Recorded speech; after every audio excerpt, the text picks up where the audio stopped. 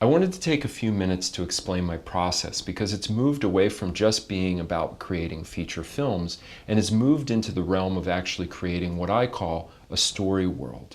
And what I mean by that is I want to create experiences that allow the audience to step into the shoes of the protagonist. I want the story itself to model itself more in the way that people are actually consuming their entertainment and media these days. So my work is a fusion of film, gaming, and technology. When I create a story world, one of the things that's really important is making elements of the story tangible for the audience. I decided to take the movie out and create these live experiences around the film. As people were making their way to the venue, we had written some software that allowed all the payphones up and down the block to ring. We felt like if we put fragments of conversations on each of these payphones and if people answered them, we were foreshadowing elements of the story. And then as they went around the bend, they encountered this street preacher. And the street preacher was an actor that we had hired. And basically he was spouting fire and brimstone and handing out these small religious comics. And when somebody took a comic from him,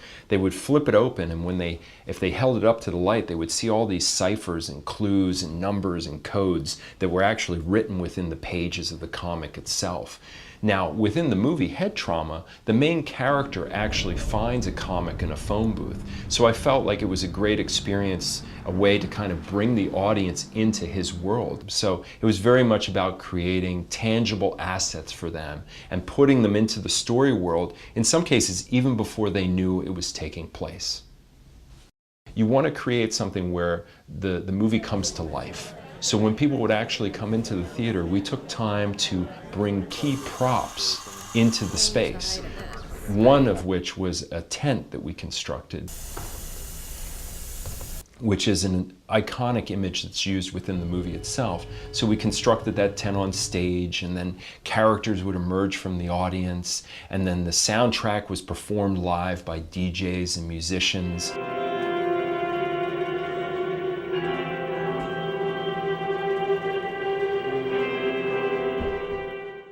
And then we wrote special software that would enable the audience to interact with the characters in the film via their mobile devices, their phones. So they would receive text messages and phone calls from the characters.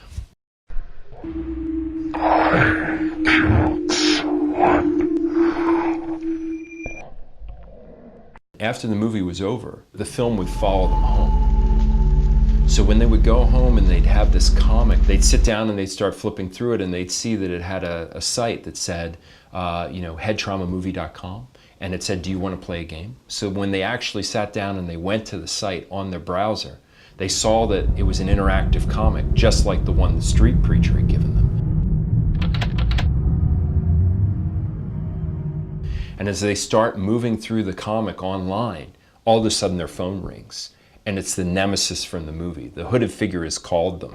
And so the hooded figure starts asking them questions like, do you feel guilty? Hello? Do you feel guilty? And based upon whatever response the person on the phone says, the viewer of the website says, it starts to launch video and launch audio, and it starts to move them through a special experience. I feel guilty. So underneath the surface of this web comic, similar to the way the movie is, there are all these hidden things.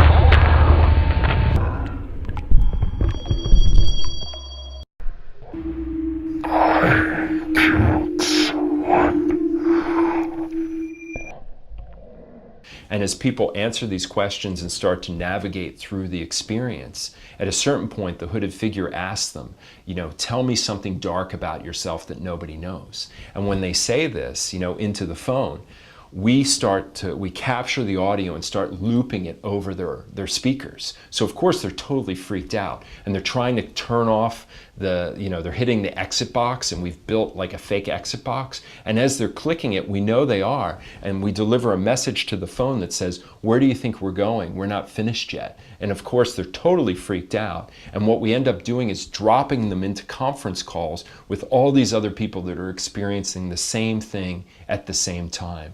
So what we've done is we've created this story world where it's moved from a communal experience in a theater to an isolated kind of individual experience in front of a computer to a communal experience again when we've dumped them into these conference calls with these other people that have just gone through the same experience together. And that's what we try to do when we create story worlds. It's about texture, it's about putting people in the shoes of the protagonist, and it's about letting them feel something that they wouldn't normally feel through just a passive film.